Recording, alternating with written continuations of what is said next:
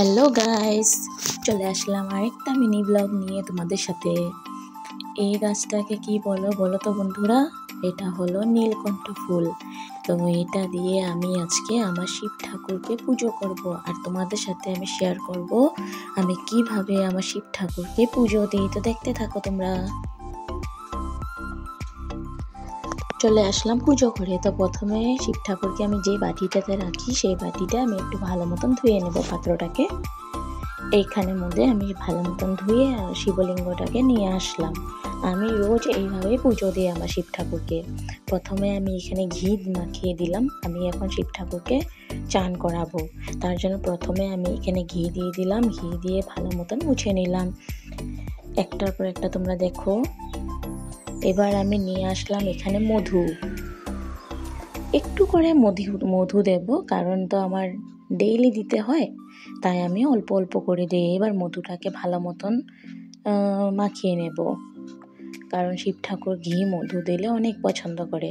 এবার আমি জলটাকে দেব শিবলিঙ্গর উপরে।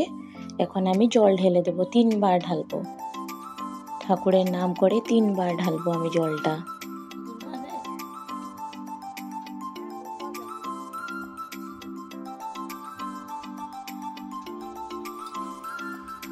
আমি রোজ এই বিধিতেই পুজো দিই।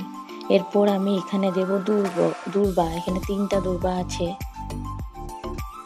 এবার আমি দূর্বাটা দিয়ে দিলাম। তারপরে দেব আমি এতে ফুল। তো আমি যে নীলকণ্ঠ ফুলটা আমি প্রথমে তোমাদেরকে দেখিয়েছিলাম, সেই ফুলটা আমি এখানে দেব। ফুলটা দিয়ে আমি ভালো মতন সাজিয়ে নেব। প্রথমে আমি এখানে একটু দেব, তারপরে আমি আবার বেশি করে ফুল দিয়ে সাজাবো শিবলিঙ্গটাকে। এই তো দিয়ে দিলাম। তারপর আমি আরও অনেক ফুল আছে, সেই ফুলগুলোকে দিয়ে সাজাবো। এই তো আমি এখানে এনে আবার সুন্দর করে অনেকগুলো ফুল দিয়ে সাজিয়েছি। তো আমার বাকি ঠাকুর কেন বাদ যাবে, ওদেরকেও দেখিয়ে দিই। আমার ছোট্ট গণেশ ঠাকুর, আমি রোজ দূর্বা দিয়ে পুজো দিই। আর এখানে আমার গোপুসোনা তো আছে। গোপুসোনাকে খাওয়ার জন্য দিয়ে দিলাম। চান টান করিয়ে পুজোর জন্য পুজো করিয়ে টোরে রেডি করে নিলাম। তোমাদেরকে দেখিয়ে দিই আমার গোপুসোনাকে। স্বরূপানন্দ ঠাকুর আমি এখানে পুজো দিয়ে নিলাম। তো আমার ঠাকুর ঘর আমি সবাইকে পুজো দিয়ে নিয়েছি। কেমন হয়েছে সাজানোটা একটু বলবে তোমরা?